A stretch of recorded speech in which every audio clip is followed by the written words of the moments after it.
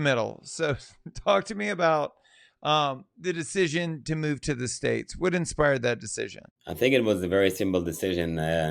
I basically, my dad is a citizen of the United States. He moved here, like my parents got divorced. He moved over here, and then in order for me to get like some kind of like green card, I got a green card, and then I had to just come here every 6 months.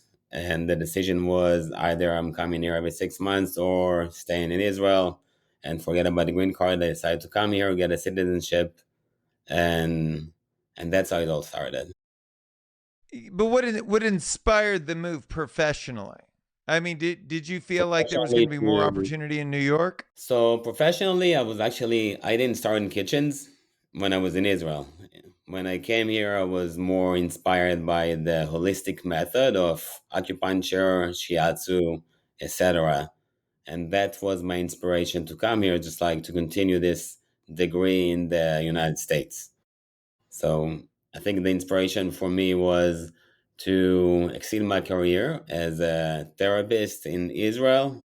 Then I came here, I discovered that whatever I did in Israel didn't apply for any masters that I want to do here. So I had to kind of like do an associate degree. And then if I wanted to continue to do any acupuncture or stuff like this, then I could do this. So I came over here, started basically exploring my options, and then decided everything that come to the body first. That's the first thing that I have to deal with. So I focused on food. Thread that needle for me though, because I mean those are two very different skill sets. You're also in a city where it's really hard to break into the culinary scene. Yeah. So basically, I started actually closer to where you are. I thought about San Francisco at the beginning as to go to school over there. Like I was thinking about more like the natural, holistic way of food. Then I went over there. It didn't look too professional to me, so I decided to go to the Culinary Institute of America in upstate New York to really focus on just like culinary and like all my attention to go to one thing and to start to know how to speak a language of the kitchen, how to cook, how to know how to cut. So I think that's kind of like threw me off all the holistic purpose and straight into cooking. And I think that's, like if you go to a school of CIA or something that is very similar to this, to go into one of the restaurants in the city, or like if you want to go to France, like to the fine dining, that's kind of like the key for you to go in the fine dining restaurants or like more upscaled restaurants in the city. My business partner in my fine dining restaurant came from the CIA as well. He graduated from there, and he said that when he was in school, they said, when you get out of here, you'll be making $80,000 a year as an executive chef. And he goes, it took years to get there, and so that being the case, talk to me about like your expectations of the industry at the CIA versus the practical reality when you got out. I think in the CIA, from my experience, what they teach you is kind of like a preview to what is going to be when you go into work in a real restaurant. So I think the most important thing that they said is like, you have to go to the best restaurants because we are the best school. So you have to be in the best restaurants.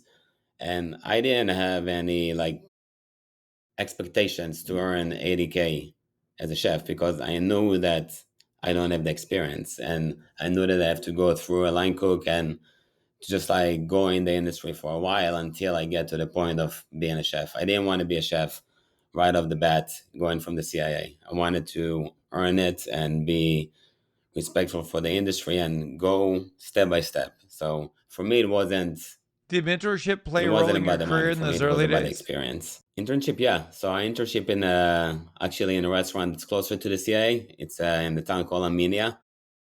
It's next to Millertown in Poughkeepsie. I was there for 6 months. I studied in the CIA and I went during this time I was working in this restaurant, so it was very kind of like natural thing for me to do the externship also over there and then work there. So I worked there for about 2 years before actually going to New York City and starting at Gramercy Tavern.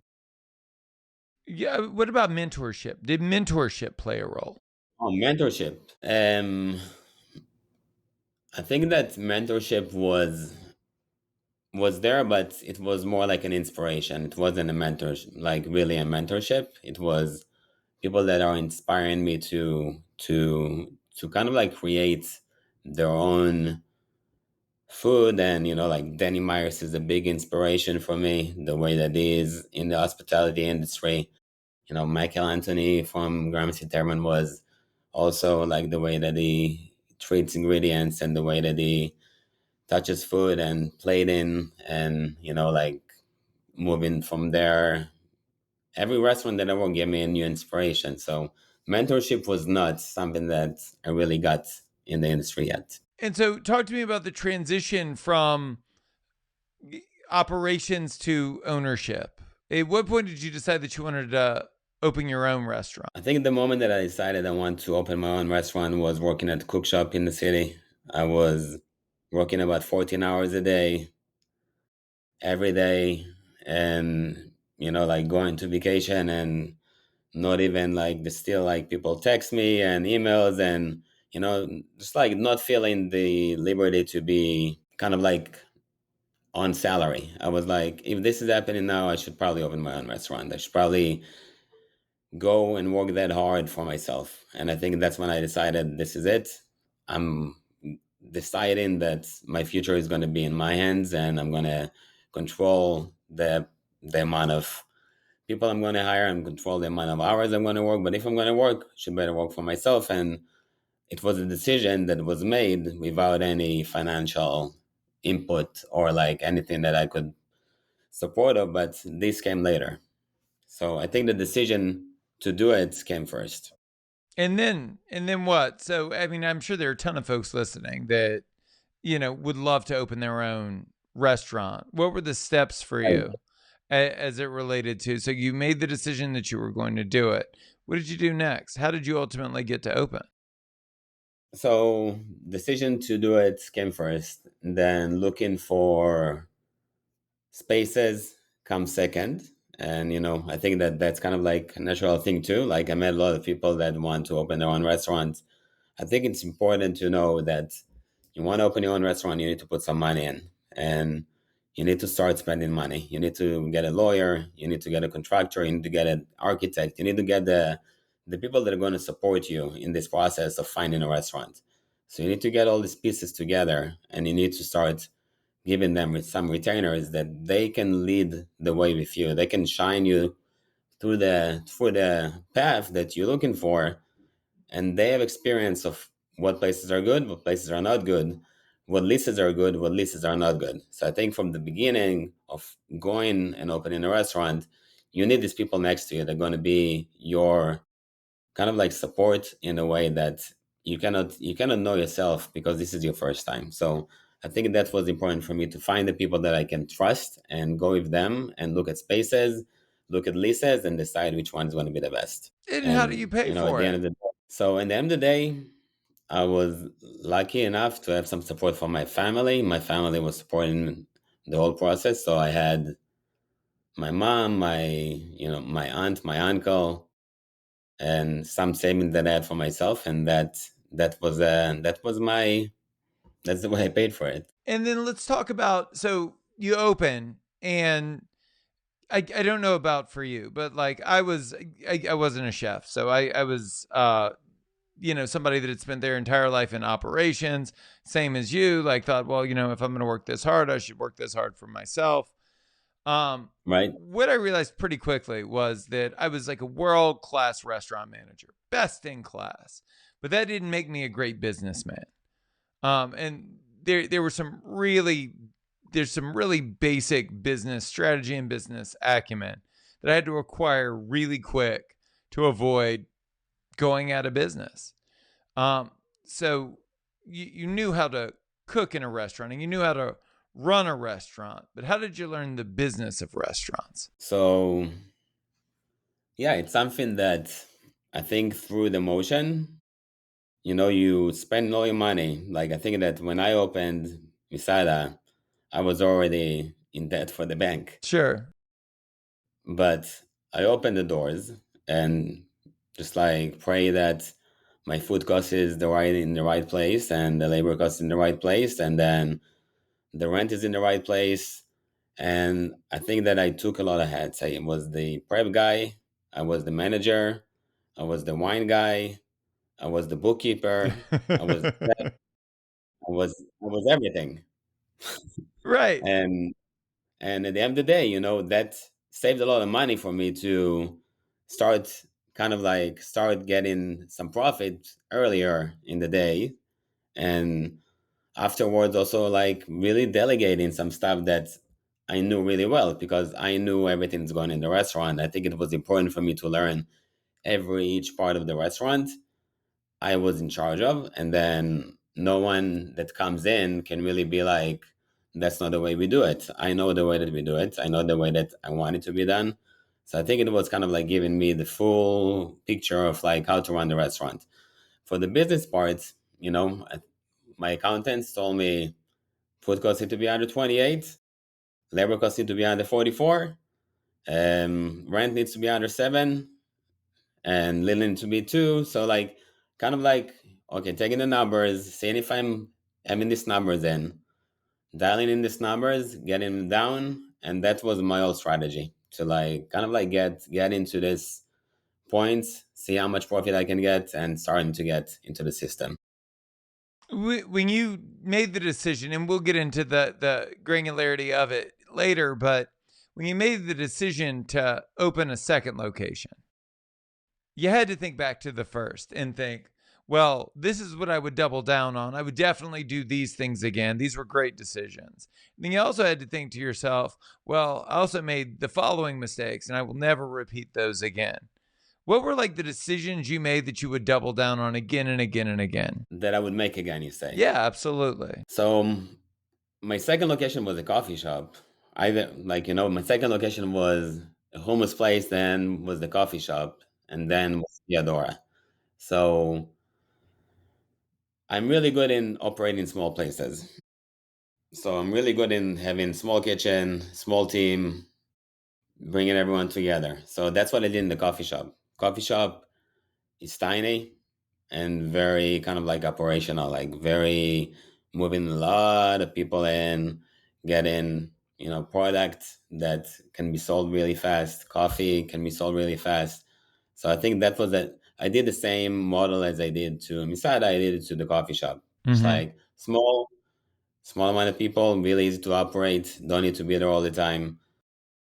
That's what I kind of did to the second location. The third location, Theodora, I did completely everything out of the box that I used to do in the other places and kind of like creating a bigger operation. So I think that taking away the control that I had of every single thing and making it more spreadable and getting a partner in to be with me and getting a manager that worked with me in Misada and getting sous chefs that work with me in Misada, make it kind of like this is not just me, this is about a team now. Like I have a team and we can start to operate a bigger project, but I know that each one of this team can do exactly the things that they learned from before and we're all in the same page.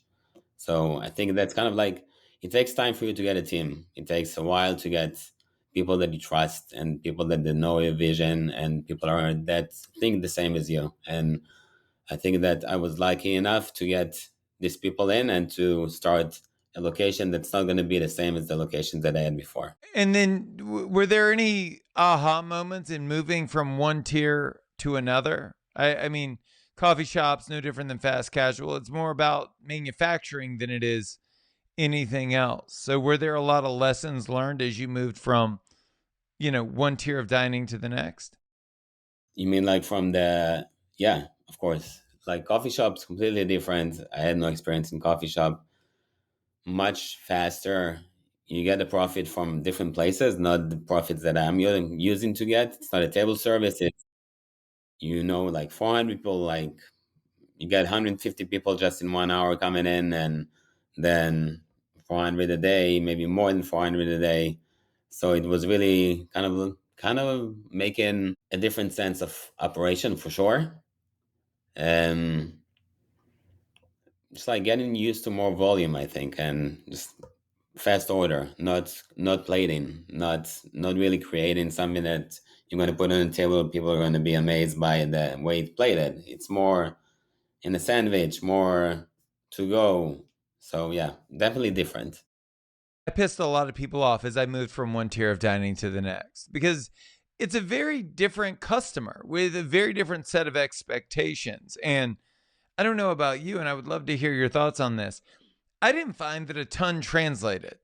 It's not like all of the lessons that I learned in nightlife directly translated to fine dining, which directly translated to fast casual.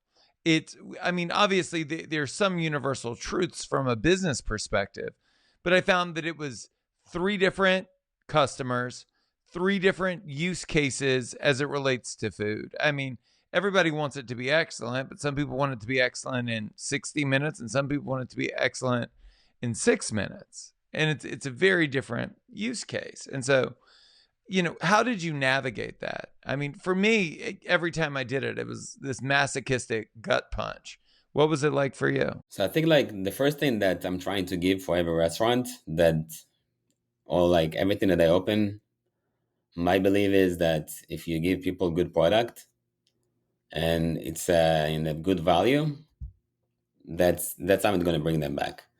So I think that's my belief in every place that I'm opening, and then from there I'm going to see the reactions. I think let's say if you're going from a restaurant to fast casual coffee shop, you're not going to get so many reactions. You're not going to see the people come in and saying this was a great meal. Like you're going to be giving them the food, they're going to go, and you're just like going to be like, okay, are they going to come back or they're not going to come back? But you're going to see a lot of familiar faces. When I opened the coffee shop, I recognize the people coming in, coming out every day, saying hi.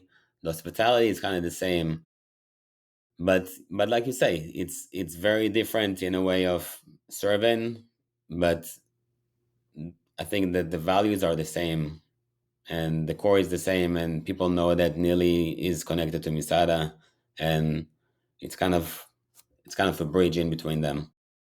Do you do a good job of marketing in between the two or in between the three? I think that we did a pretty good job. People know that it's connected. Some people are surprised that it's connected, but we are based on the same thing. We are based on a lot of dips, and we have kind of the same food. So people are excited that they can get something that they could only get in Misada. They can get some of it from Nili, and they can take it to go and, you know, do catering if they want, take it for lunch, order it for to go. So I think it made a lot of the crowd of Misada happy that the coffee shop opened. Do you give any consideration to brand or marketing strategy? I mean, where you are now, working across a few different locations, do you deal with the marketing? Do you head it up? Do you influence it in any way?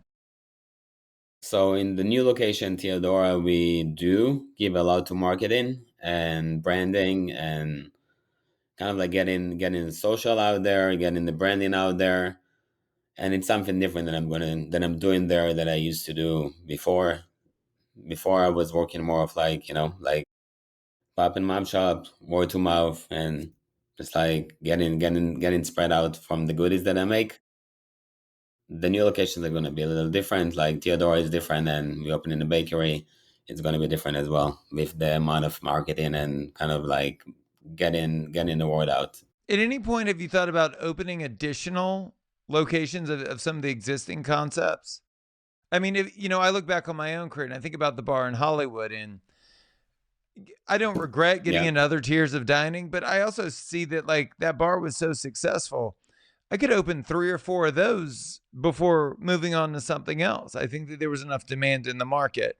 For me, it was about creativity. And Yeah. voice and artistic expression and service of the community more than it was this strategy where I was like, oh, I mean, this thing is lightning in a bottle. I could just open three of them. I feel like you have that with Miss Ada. You could easily open four or five if you wanted. Yeah, I think that I'm more like you in a way that I want to accomplish what I have inside first.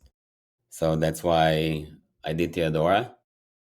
I think if I was a little more smart, I was probably opening more Misadas and more Nillies. It will be a little easier Same, for me. same. Yeah, yeah, just duplicate Don't what be works, like right? me. Don't be like, yeah, because it's a proven concept. And then I'd be able to move team members around. It seems like, looking back, it just seems like a more strategic, easier life. It's for so long for me, man, it was about expression of self. I loved what I did. We made good money, but I didn't care that we made good money. I loved what I did. But looking back, and now I advise clients on it. I think that we can be more strategic and serve multiple ambitions at once. So when you look at growth, what is your growth Totally agree. strategy? It's certainly not a fun conversation to have, right? But it's Yeah, I no, I totally agree. I think that, you know, I'm a chef, so my passion go first, but I told my business partner, Gerardo, if we're smart enough, we'll just do the other stuff. But we already invested and we made something really special that I think that it's amazing, and I'm really enjoying it. Like I'm enjoying the new space, and I'm enjoying to cook there, and I'm enjoying that it's up to life and to see everything that came from a place that we worked really hard for. So I'm happy for that, and I'm excited, and we're still in it. It's like a new baby that you're still in it, and you're oh like yeah. changing it all the time, and you need to be there. So I'm in it, and I love every moment of it. And moving forward, for sure, if I have an opportunity to open another Misada in LA, I would probably go for it. Or if I have another opportunity to open a Nearly Cafe, I would go for it as well. I think it's for the time being, we're opening the bakery that's going to be kind of in between those three. It's going to be in between Teodora, Misada, and Mm-hmm. Nearly. So it's going to have a lot of expression of like these three places. It's going to be a coffee shop plus a bakery plus a lot of savory food. So I think it's a puzzle. It's a What is, puzzle, and what does the what is it? expansion look? What does the expansion look like for you? So is it that you find a new location and then you develop the concept? Is there a concept roadmap where there's certain things you want to open? There is Theodora was something that I looked for, a location that I can do open fire, flame, and seafood. So Yeah. that's kind of looking for locations to do this concept. And I think afterwards, the coffee shop was just the location was great, so I took it. And then the bakery, the location was amazing, and I took it and decided what to do with the concept. So I think for the time being, we just gathering what we have, and then I think moving forward with what we have at the moment, then we're probably going to be more strategic about what we want, and then finding the locations of exactly what we want to. Let's talk about Theodora because it's this incredible concept. I think you guys did such a great job with it. But it's bigger. It's like bigger than anything you've done before, which is super exciting because you make a lot of money with with enough square footage. It can be a more dynamic space because of more square footage. How does that inform the way you move forward? Are you enjoying this space? Are you looking at other locations and saying, "Oh, I think I actually prefer a smaller space"? What do you? What's your experience? So I think the experience with Theodora is, it's a little more refined.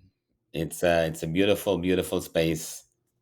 We kind of like created a space that is very unique. People come to eat in Theodora from, I have people coming from LA, just Oh like yeah.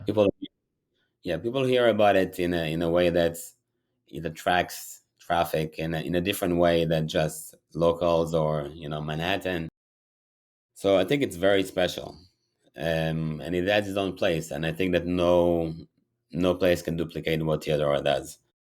If we even try to open another one as Theodora, it's its own concept. And then, yeah, I think that the question was moving forward, right?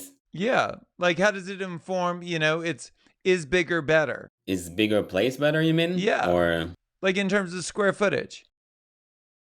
not necessarily.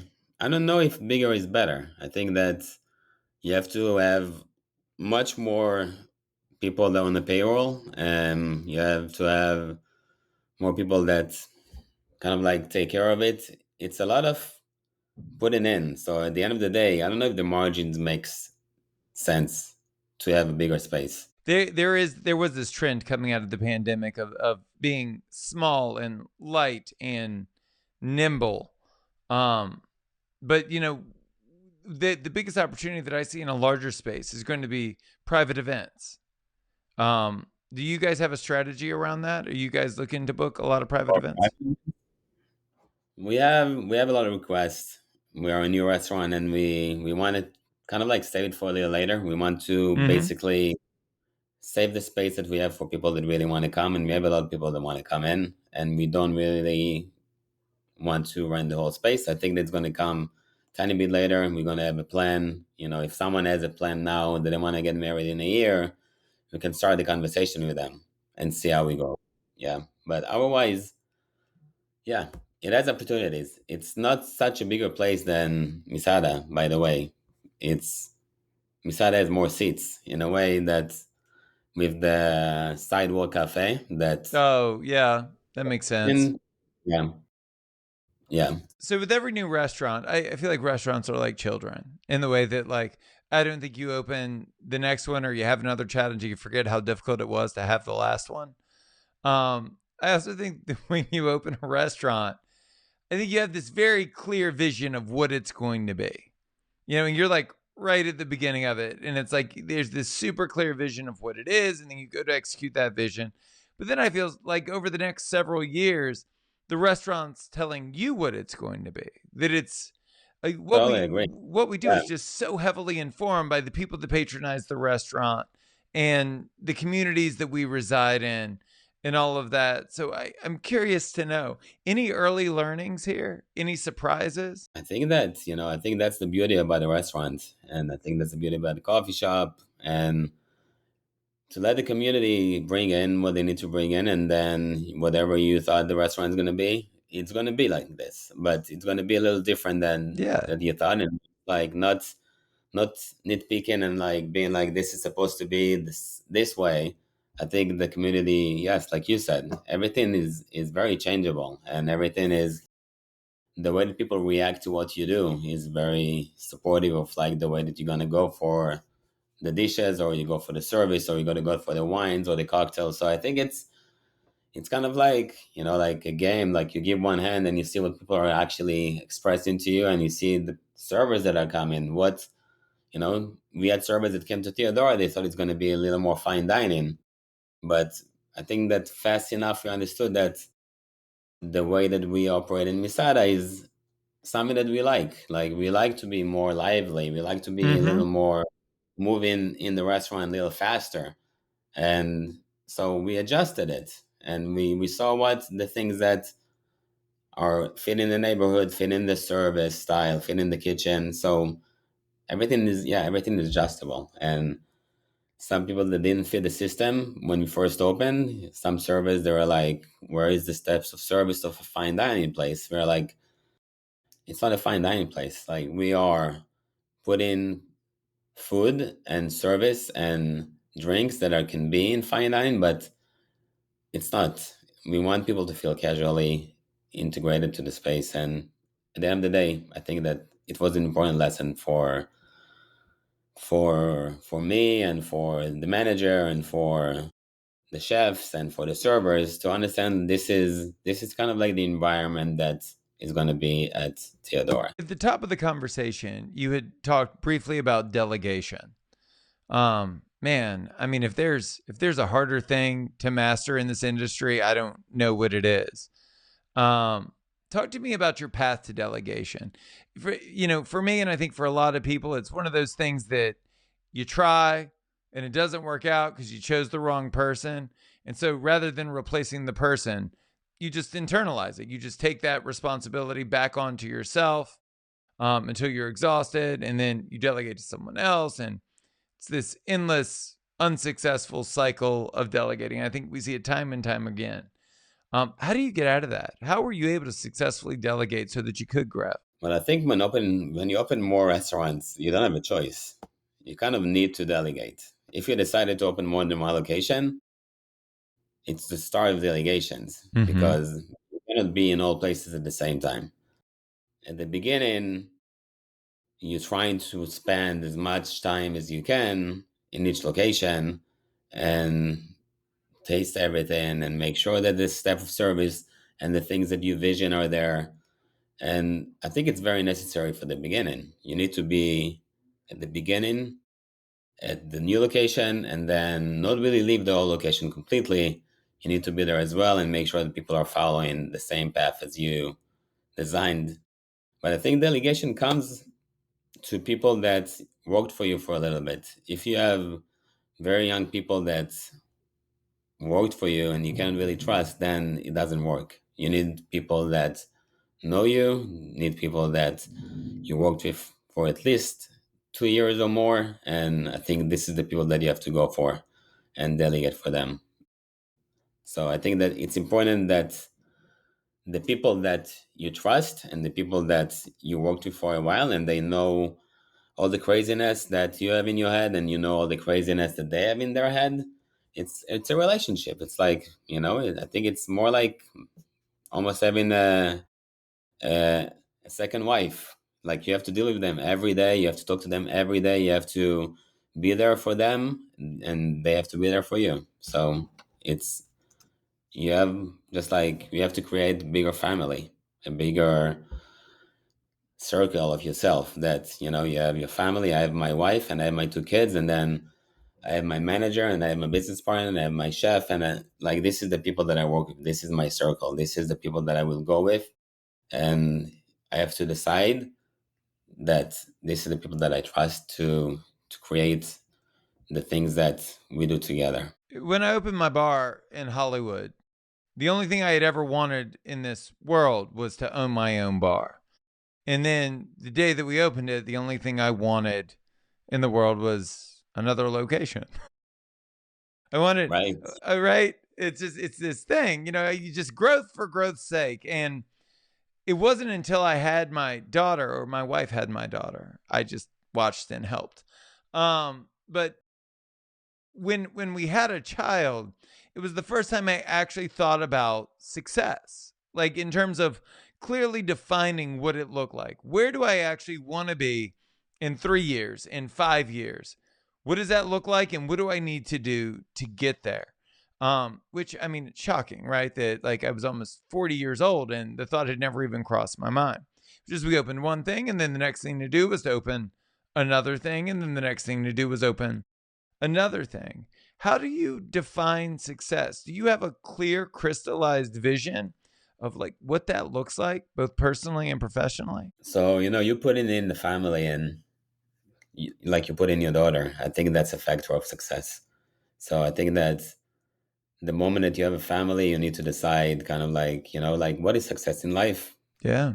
Is success in life to be a slave at work, or success in life is to be more available for your family? And I think that goes a long way. And that's kind of a struggle because restaurants take everything away from your family and you just like sucked into this bubble of that's very comfortable by the way as well. Like you're in this bubble of something that is you don't have to deal with a lot of the things that are happening in a situation that you know when you have kids, they demand a lot, they have tantrums, they have a lot of stuff that you're not familiar with. Restaurants in a way are very familiar with, and Yes. you can be successful there. In the family sometimes you're not successful, you're not the guy that you think that you are. So I think that to make the balance in between the two, that makes you a successful person. But be successfully in restaurants, I think that's, I don't know, it might be even easier than combining the two. my God, I would say it's much easier to run a successful restaurant than it is to have a successful child. Yeah, or successful relationship with your wife. So Yo, absolutely. What yeah. should we steal from you? Like what are the tactics, tools, strategies, the things that you're best in the world at that we could replicate, that we could learn from and we could use? The thing is, I don't know when I'm best in the world. I can say that the one thing that I think that is really important for me is to be the same as the first person who comes to the restaurant, and to look eye to eye to the dishwashers, and to look eye to eye to the prep guys, and lead by example, and always be there for them whatever they need, and never feel like you're superior, never feel like you're someone that saying that the boss is here and everybody needs to obey. It's That's going to be something that's going to fail you. I think that the most successful you are, you need to be a little more generous, a little more understanding, and work even harder to gain the respect of the people that work the hardest in the restaurant. Maybe that's it. Our industry is full of so many unspoken rules and traditions about how things should be done.